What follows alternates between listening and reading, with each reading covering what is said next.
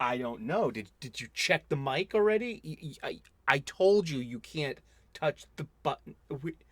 You touch the button. We're rolling. And it's just another night. Just another night with you. Boom, boom, boom. No, no. I can feel it. Oh, yeah. Welcome back. Once again, we're at our very own coffee table. It's our comics coffee table indeed. Pull up a chair. Grab a cuppa, whatever it is you're shoving under your nose today there, pal. Tough guy. Friend. Pre-recorded. Live, though, before a studio audience of our stuffed animals from our Boston studios there. Chowder head.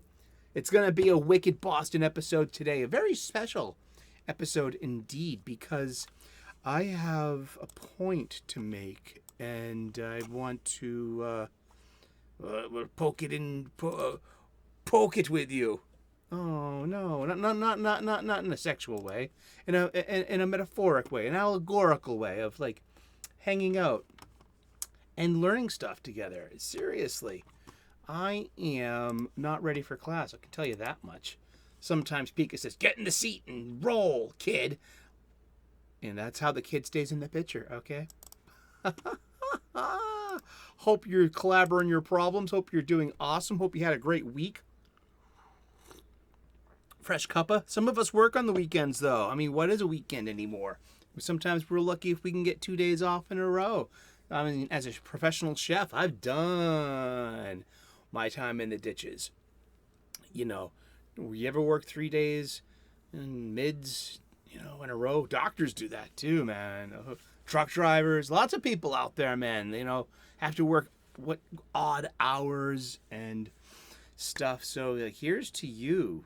If I got the day off and earned it, if you're working and you're hanging out at work with us too, having a break, having a cup of coffee, having a cup of tea, having a nibble on something. And what goes great with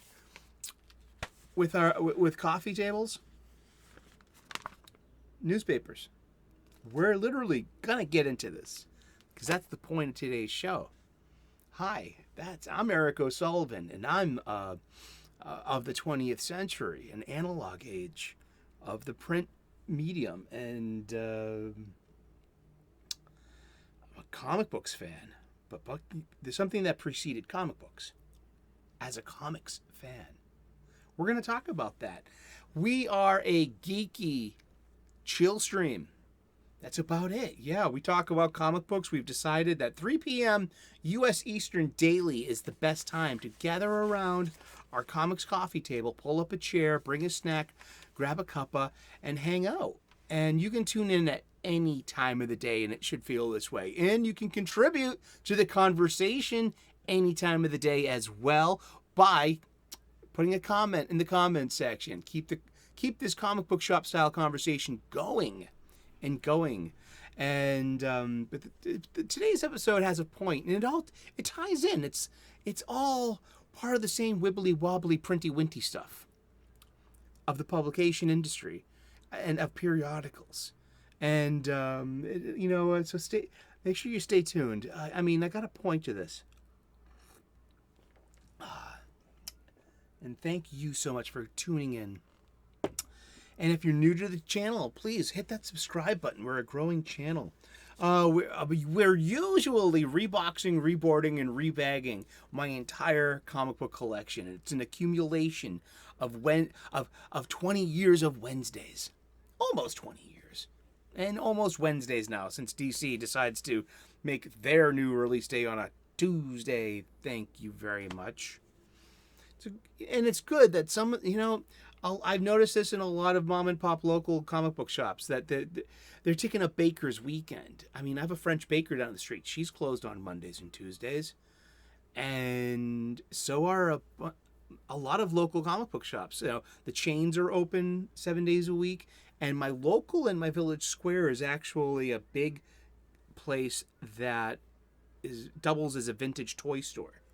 So they're open 7 days a week. But I noticed that, hey, some of these places, they're not open on Mondays and Tuesdays. Oh, that's cool, because you don't have to worry about the DC Comics new release day interfering with the traditional Wednesday. I remember going to my local comic shop. It's Tuesday. I went specifically for a DC comic. I forget which one, but it had to have been within about the past 18 months or so. But there are so many white pieces of, I think it was just boards, and they put boards. The shelves were stocked because remember, comic book stores get their product like a week ago, and so that it's part of the shelves, because it's unfair to leave it for Tuesday night or early Wednesday morning. It's part of the job. You just but they got the shelves ready for new release day, but they can't sell anything except for the DC comics, which have released on Tuesdays. So it's just and it was just oh, is this the? And I was just peeking. They're like, no, those aren't for sale. And I'm like, I get it. So, I mean, DC doesn't. Maybe that's what they wanted, to just fill us full of stress. I think for me, that's my experience with Wednesdays with DC Comics. But okay, let's get to it. Yeah, we usually reboarding, reboxing, and rebagging my entire collection. So I go to my local comic book shop once a week, every Wednesday, for new release day. See what's on the shelf. I got a plan of things I want to buy, and I like to be enticed with a nice cover that hopefully has a good story. I can be sold on a new comic book. I can take chances. And while I'm there, I'm buying my supplies there too. I'm not using my online supply chain. It's important to me to help keep the lights on at my local comic book shop, my LCS. And you can too. Hey, I know I need supplies. I'm doing this entire big task of moving my long boxes into short boxes. And while I'm at it too, just putting boards to everything that needs it. I swear there's going to be a whole bunch that I'm just going to say, you know what, you're part of, I'm going to find out what to do with you, hey, let's see what happens. What do we do with these old comics? And what do we do with old newspapers? We usually put them to recycling. I use them with Windex, because if you're going to Windex a mirror or a glass surface, newsprint is best. It will not leave streaks. Just watch out that it balls up sometimes. Like Windex berries it makes. And also you can line your cat pan with it. I was a cat owner once. I once held poo and pee in my home as well. Yes. I'm allergic. I found out that, hey, here's the cosmic irony. I was, I loved my cat. The cat went with the ex when we broke up. I stopped going to the hospital with my lifelong asthma attacks to the emergency room. My best friend was my nemesis the entire time, just like in the funny books. Ain't that how it works? Sláinte, cheers, skull to your health. I got this for a reason, all right, because we talk about comic books, all right, and I mentioned at the top of the show about how the newspaper preceded the floppy, the periodical comic book to me.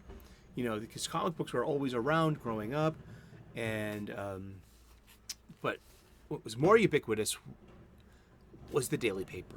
And I was blessed to have family that encouraged reading and in the arts.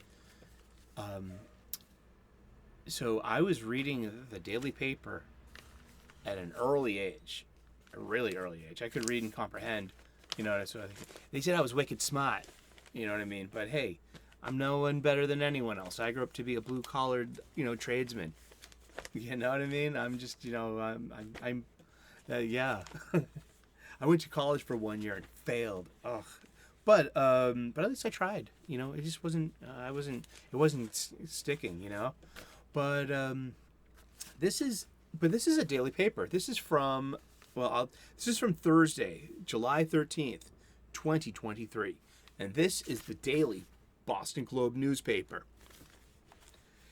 And what hopefully will shock you the most will be the price of, what is the price of your daily paper where you live? See, this is my daily paper. We have another one called the Boston Herald. I didn't even stop to see how much the Daily Herald cost. See, the Herald is in a tabloid style, while this retains some of the dimensions of the traditional newspaper. Long sheet newsprint. It's still on newsprint. They do, print pictures in color, taking full advantage of cyan, magenta, yellow, and key, black, CMYK. If you ever wanted to know what's K, it's black. Yes, key. The K, yes. We have, I don't know. Kids, do we have young people out there? Do you know how to read a newspaper? Seriously, they taught us how to read newspapers in high school. And, you had to circle the, the statement, the opening, there's an opening statement in the first paragraph that sums up the entire gist of what follows. Yeah, and so you had this is, you read your headline, your little, the secondary, and then there's but newspapers. So we have the first section full of hot news and international news too. You have your Metro section, which is local news. Sports section. Okay, and this is ironic too, because I bought a sports section during the Major League Baseball All-Star break. There are no box scores to even show you. There are no stats. It's just nothing. It's the worst. It could have been the worst day to buy a newspaper because of the sports section. We have the business section. See, they're all, A section, B section, C section, D section, and then a small advert insert, which could be, switched out for anything. But this is from Ocean State Job Lots. See, the Boston Globe remembers who their audience is locally, but also who is that audience and what are we getting to? Well, I just wanted to say that the A section is 12 pages. The B section is 6 pages. The C section is 12 pages. The D section is 6 pages. So we have 36. This is a 36-page newsprint daily publication for the cover price of $3.50. We'll intersect this back to what we go to every Wednesday. What is the median price of a modern American, say even Big 2 comic book? Throw any of you know what I'm talking about when I say, just a modern American funny book. It's got to be $3.99. Yeah, about that. Comicron said it was $2.99. We can always look up Comicron because we keep that up. Hello. Comicron, the median comic book price by year. Because I keep that bookmarked. It hit $3.99 in 2018, 2019, 2017, 2016, 2015. So yeah, $3.99 has been. It has been $3.99 has been the median cover price of all comics since 2012. I get this information from comicron.com/vital statistics. The median cover price. I love information such as this. So yeah, so that's the median cover price for our funny books is $3.99. Slowly kind of getting up to $4.99, And that's a monthly typical floppy periodical. Yeah, it's $3.99 a month. I paid the cover price. I paid my money. I did it. I went down the street to the Dunkin' Donuts. I got a large regular and a cruller, and I got the Boston Globe here. Okay, like I used to do when I was a smart kid, and I read the op-eds. Now I also know that the Boston Globe is it's a lot like the New York Times. So much so the New York Times bought the Boston Globe. And We're going to get to that too when we started because when we read from a different news source, a more public news source. But Boston Globe has always been a source of more, say, progressive, liberal, and greener things. While its competition, the Boston Herald, came from the Boston American, and the Boston American Herald, Herald American. I remember that from being a kid. Then it dropped the American part and became a tabloid newspaper, and that was trendy and new. And they're the ones. They look like the New York Post, and so the Boston Globe is kind of like Washington.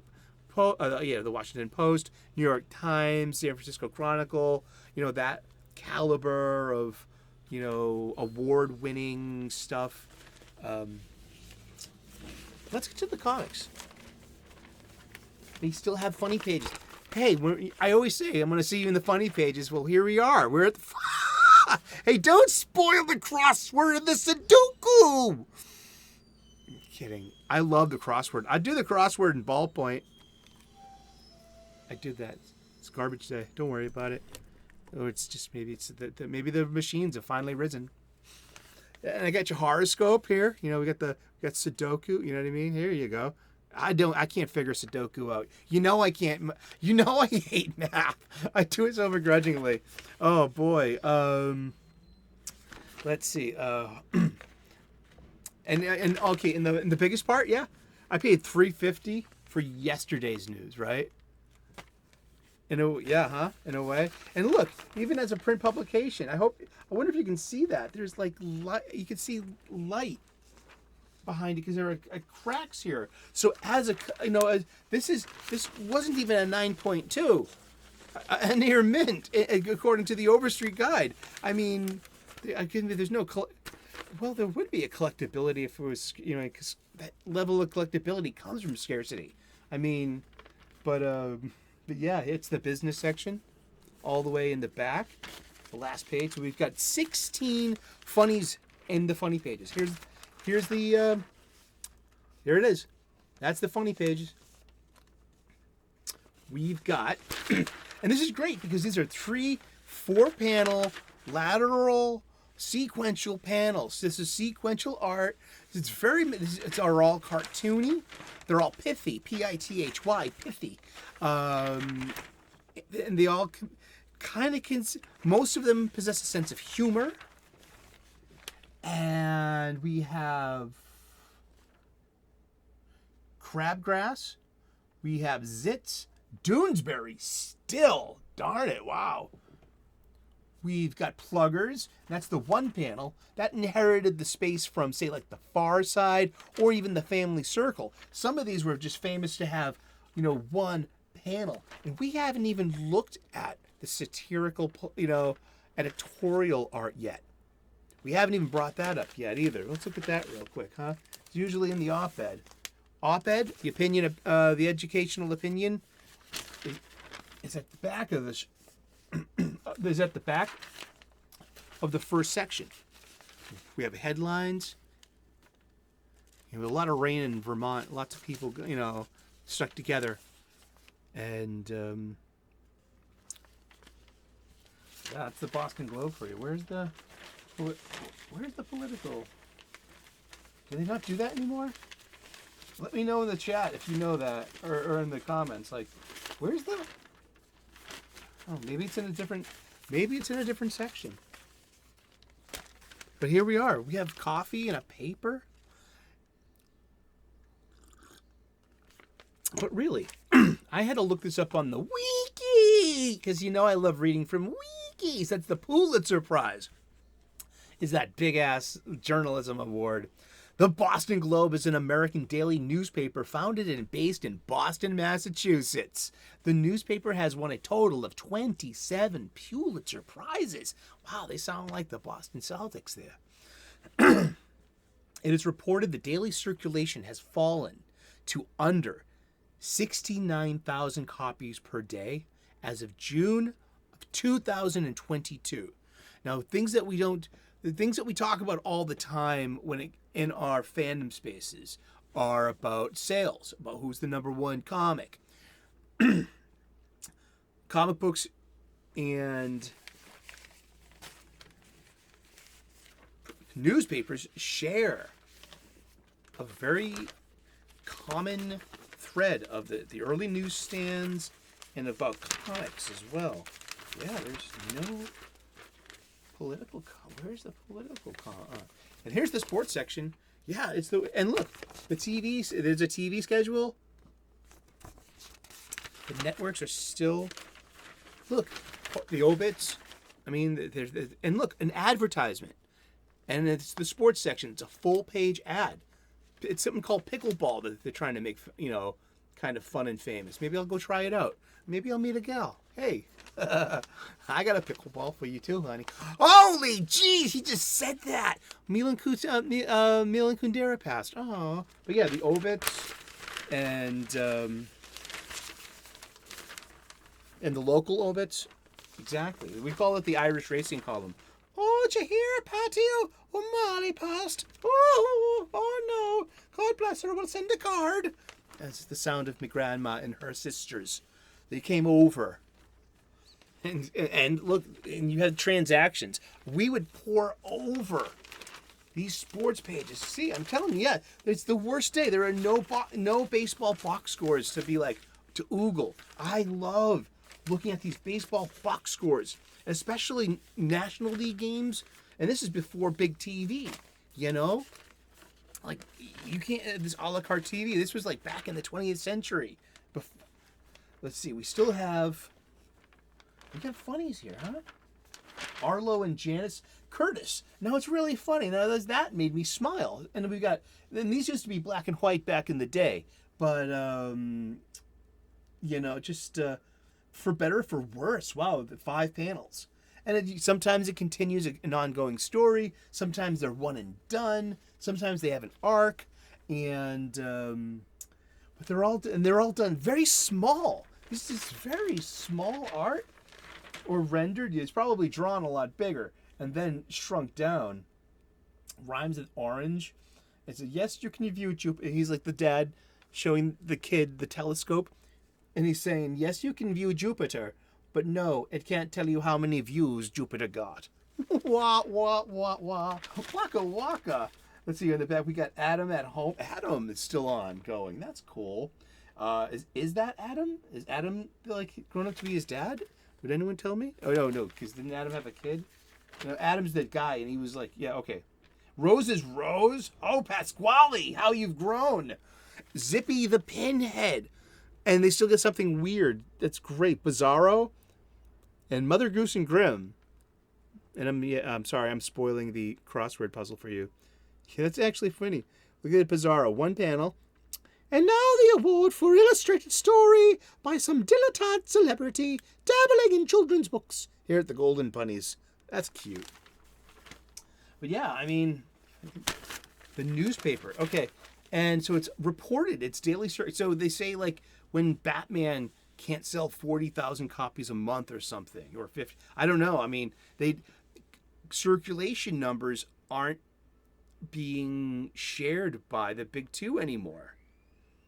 And because they don't need to, doesn't have to be public knowledge. It just was, because it's part of this publication industry, and it shares the same sphere with our daily newspaper. They shared the newsstand one time for the majority of the 20th century. A marketplace, kissing cousins, and asking people, and they're part of the printing industry. I mean, this is printed on newsprint still. Imagine printing up. If you were to print up a comic book for $1.99 and sell it in a gas station on a spinner rack, I would say it would look this good. It would have to look this good. You know what I mean? If you can get away with selling a daily paper for $3.50 a day, why aren't you selling newsprint funny books for $1.99 on a spinner rack as a month? I mean, like, I don't know. I mean, I don't know. I don't have kids. I mean, like, I was once one. Had pocket change at my corner store, eye level, with the candy, the soda pop, and the spinner rack. Who won? Well, it was as more of like an equal distribution over choice and taste and time and when and where. But you know what? $3.50 for a daily paper, indeed. So when you're like, it's reported that daily circulation has fallen to under 69,000 copies per day as of June of 2022. And that comes from William Turville. 25 U.S. newspaper circulation print sales falls another 12% in 2022 from the Press Gazette, archived from the original on January 15th, 2023. There we go. See, I'm just quoting my sources. This is from a wiki. So you have to be like, I'm like, okay, I like that. All right, you quoted your source. That's good. It is reported that 300,000 print and digital. It is reported 300,000 print and digital subscribers in 2017. Daily circulation, though, that's like and then there's of course the digital copy too. But daily circulation, I mean, that also probably that just means printed and put into on the streets, and that means like your complimentary copy at your hotel, and things that don't sell, and there's a spectrum there of how much revenue, how much do they get? Who the hell is paying $3.50 a day for yesterday's news, and for why? And wow, I mean, so newspapers fascinate me, and because I grew up with the funny pages. Before there was a comic book, there was Garfield, there was Peanuts, there was Flash Gordon, Prince Valiant. There was one of my favorites. I was Bloom County, and that was political humor, and you could only find it in the Boston Globe, not the Boston Herald, because Bloom County was decidedly very liberal and very progressive, but it was very funny, and especially during the 1984 election. Right. And to be like, I grew up a Globe reader too. I grew up in the projects of South Boston. I was a Globe reader among Herald readers, so I got to read the Herald all the time too. I mean, it's like, one had the better baseball writer and the other one had the better, hockey writer. Or they actually had two strong hockey writers, one in each house, to be the point. And I'm blessed for that, being a hockey fan. Wow. Thank you so very much for sharing your break time together with us. I just wanted to talk about an important part of comics that we haven't talked about yet. The newspaper. So I went out and I got a daily newspaper. I found one on the public transportation. We call it the T here in Boston. I was taking the T home from somewhere, and there was someone that had left behind their Boston Globe, and I brought it with me to the bar, and I read it. So I'm pretty sure I knew it was $3.50 then. This was like last year, not even last year. But I just needed to feel it for myself. I went to the store, and I got a paper.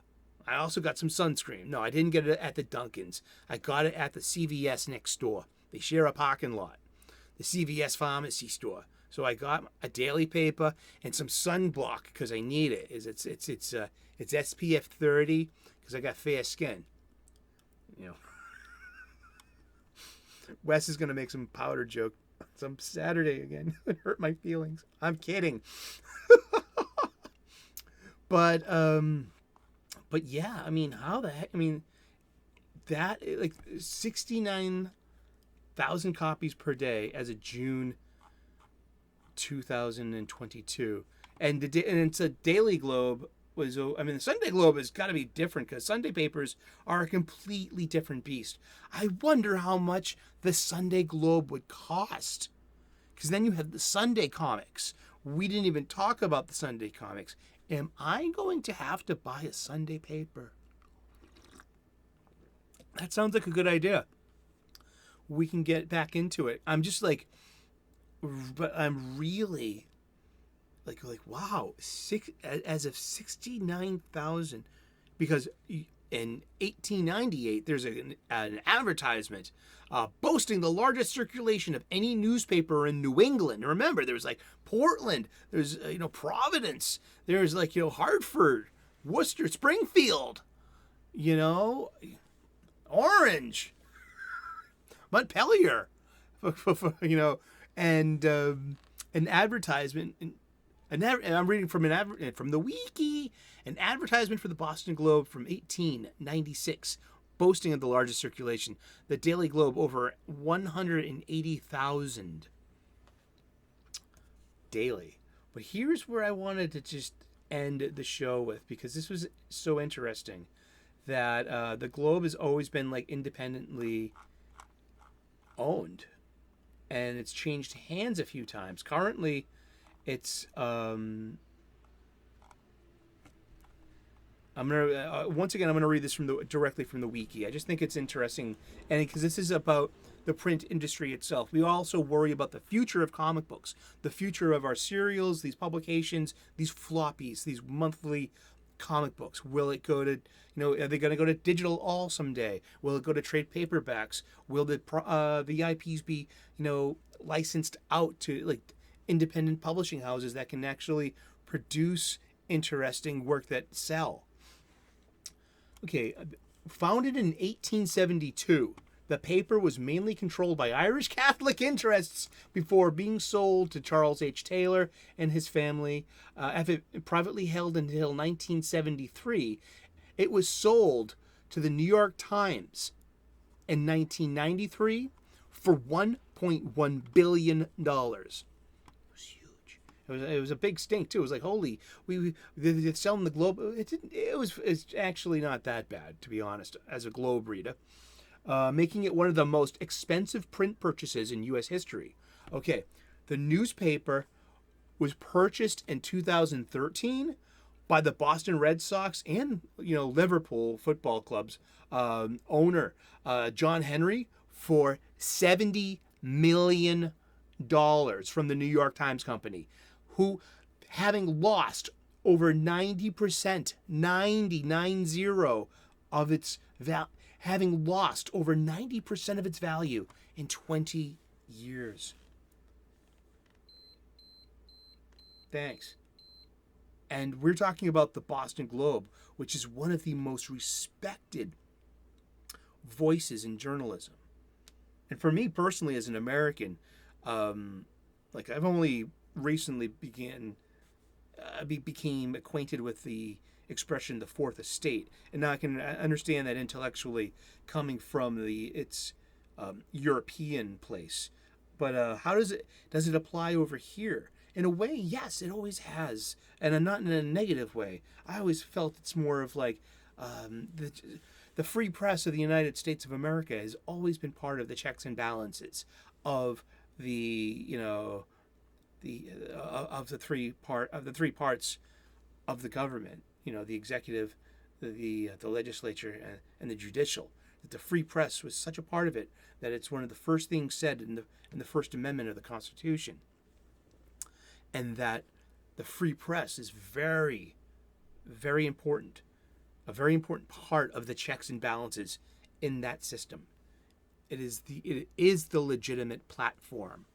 I mean, I don't think Joe Q. Schmuck from Brooklyn who I'm fighting with about comic books or something, I don't think he's on I don't think he's platforming or amplifying or anything or something. I mean, I don't think Twitter's a platform like that. I think the platform itself was like the brand of the Boston Globe and how they use their platform. I love, because there was just two flavors of news in my city. We had just a working class newspaper in the Boston Herald American, and then we had, something a bit more erudite. Yet written well enough that a third grader can understand it. Yeah, thank you so very much for tuning in today. We've been talking about the funny pages. We should get. I should get and I'm just saying, yeah, they know who they're adding to. I mean, that's amazing. Yeah, the funny pages. Look, Zippy the Pinhead. You still can't figure this out. I just seriously, I don't know about that.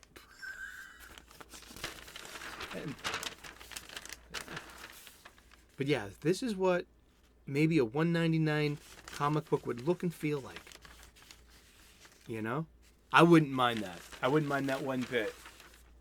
So I'm going to roll this up.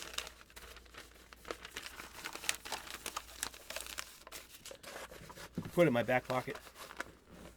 Thank you so very much for tuning in today. We've been talking about comics, and we're going to talk about comics every day for the rest of the year. So tune in tomorrow, 3 p.m. U.S. Eastern, and we'll find out who we're talking about when we turn the page tomorrow. Please like and subscribe. I would love to earn your subscription. We talk about more than comics, cooking, spirituality and purpose, occasional bunnies, and who knows what's up.